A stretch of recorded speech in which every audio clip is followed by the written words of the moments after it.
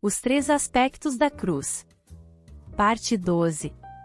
No último vídeo, foi questionada a ideia comum de que os cristãos têm duas naturezas, uma pecaminosa e outra regenerada. Argumentou-se que o conceito de duas naturezas é incorreto, pois o pecador não possui uma natureza pecaminosa, mas é pecador por sua própria essência.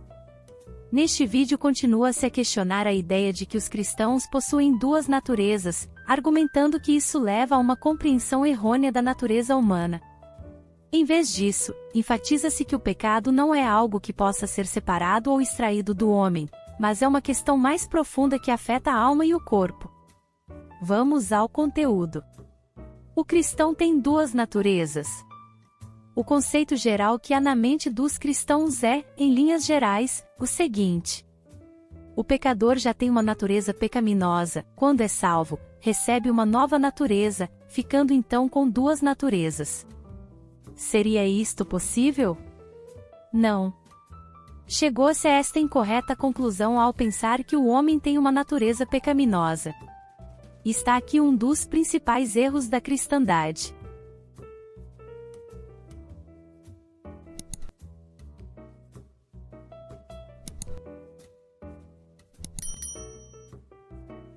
Afinal, muitos cristãos pensam que apesar de seu progresso espiritual, ele terá consigo esta natureza pecaminosa enquanto viver.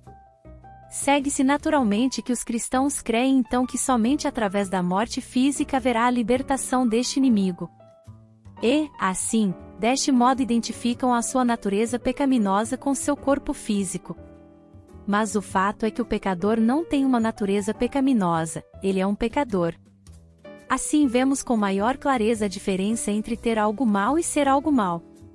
Muitos acham que crer em duas naturezas é sinônimo de ortodoxia. Mas, um cuidadoso exame das Escrituras não oferece base a esta ideia da natureza humana como uma unidade separada. O homem é um ser unitário, senão seria um ser esquizofrênico. Nenhuma das duas principais passagens que tratam destes conflitos íntimos, Romanos 7 e Gálatas 5 do verso 16 ao 26, menciona a palavra natureza. E isto se deve ao fato de que o apóstolo Paulo não está se referindo a uma pessoa que possui duas naturezas, uma boa e outra má, que devem coexistir até o túmulo. Ele está falando de uma pessoa que deve fazer uma escolha definitiva entre andar no espírito ou na carne. O fato de Cristo ter morrido em lugar do homem e por amor dos pecadores prova que Deus considera o homem não como um infeliz, mas como um criminoso. Cristo não necessitava morrer por causa das infelicidades do homem.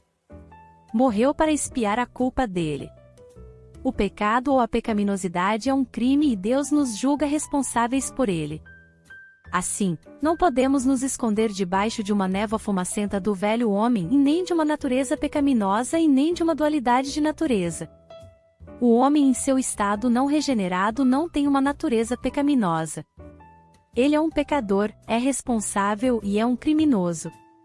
A ideia da filosofia dualista dos maniqueus foi introduzida para dentro da Igreja de Cristo por Agostinho, 354-430 d.C., criando uma distorção extremamente danosa na compreensão deste assunto, pois isto desenvolveu nos cristãos a ideia de duas naturezas. Os reformadores, Lutero e Calvino, apresentaram a ideia de que o pecado original era a culpa, e de que a pecaminosidade e a incapacidade para agir corretamente, uma vontade cativa, é o castigo do pecado, e que portanto isto passou para a descendência de Adão. Esta ideia incorreta não só traz grande dano à doutrina do pecado original e da pecaminosidade, como também pode nos induzir a justificar os nossos pecados como fruto desta natureza, mesmo após termos crido em Cristo e termos recebido de sua vida. O problema real consiste na escolha entre Cristo e o ego e não em um mero conflito de duas naturezas antagônicas que coexistem numa mesma pessoa. Como cristãos hoje, devemos nos guardar de pensar que uma natureza pecaminosa especial foi imposta ao homem depois do pecado. Também devemos nos recusar a crer em uma pecaminosidade constitucional, isto é, localizar o pecado no corpo físico. A primeira ideia faria de nós uma personalidade dividida, e a segunda não nos daria esperança alguma de libertação antes da morte física. Nenhum de nós poderia negar o fato de que, pós-queda, todos nós já nascemos com um corpo enfraquecido, uma mente prejudicada e emoções perturbadas. E que esta experiência é comum a todos nós. Mas isto não é culpa. Nem seria correto chamar a isto de depravação moral, uma vez que de nossa parte isto não envolve escolha. Todavia, a Bíblia esclarece muitíssimo bem o fato de que todos tornam-se moralmente depravados, isto é, escolhem o pecado.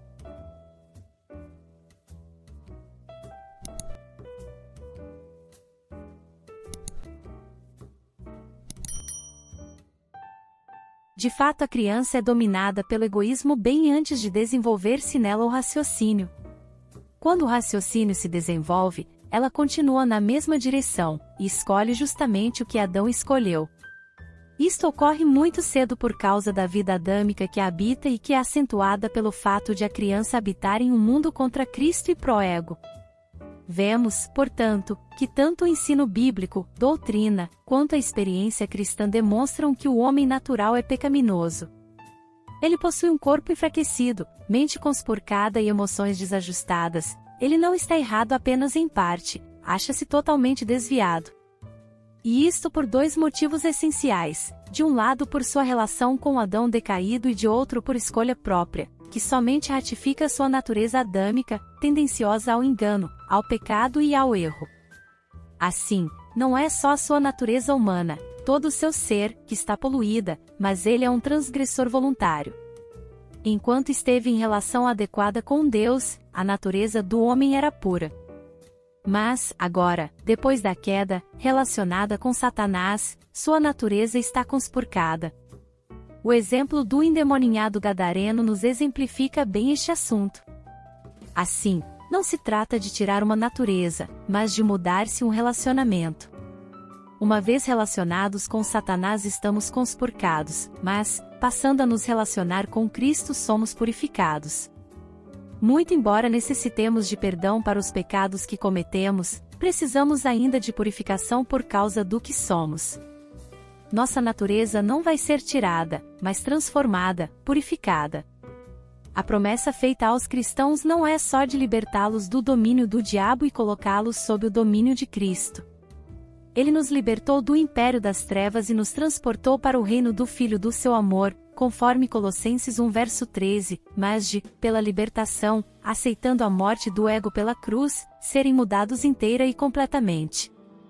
Cristo nos livra do poder das trevas e nos leva para dentro do reino do Filho do seu amor. Na parábola da videira e seus ramos, Cristo esclarece bem esta verdade. Eu sou a videira verdadeira, e meu Pai é o agricultor.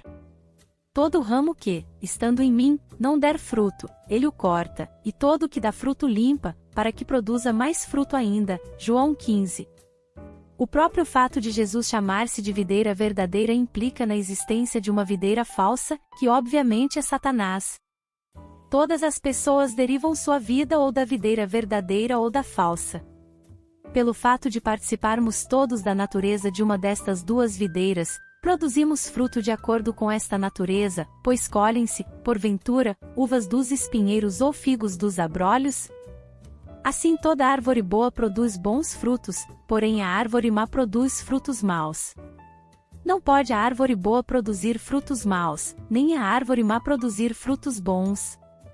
Assim, pelos seus frutos os conhecereis. Mateus 7 do verso 16 ao 20.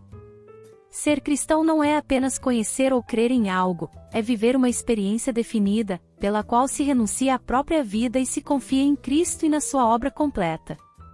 No reino vegetal, quando se realiza um enxerto, o ramo sempre dá fruto de acordo com a árvore da qual foi tomado. Mas na experiência espiritual, realiza-se um milagre, e o ramo começa a produzir fruto de acordo com o tronco em que foi enxertado. Este é um excelente exemplo da absoluta necessidade de uma real experiência de crucificação, pois do contrário, se continuará a produzir o antigo fruto da vida egoística. Isto explica a carnalidade da Igreja. Quantos de nós têm passado ao redor da cruz, em vez de passar pela cruz, o que produziria, de fato, a morte da vida egoística? Quando cremos no Senhor Jesus Cristo, nos tornamos participantes da natureza divina, havendo escapado da corrupção que há no mundo. pelas quais nos têm sido doadas as suas preciosas e muito grandes promessas, para que por elas vos torneis coparticipantes da natureza divina, livrando-vos da corrupção das paixões que há no mundo, 2 Pedro 1 verso 4, e porque aquele que se une ao Senhor é um espírito com ele. Por isso, retirai-vos do meio deles, separai-vos, diz o Senhor, não toqueis em coisas impuras, e eu vos receberei, 2 Coríntios 6 verso 17. Não obstante, mesmo tendo Cristo a morar em nós, não temos duas naturezas. Isto é, duas naturezas pessoais.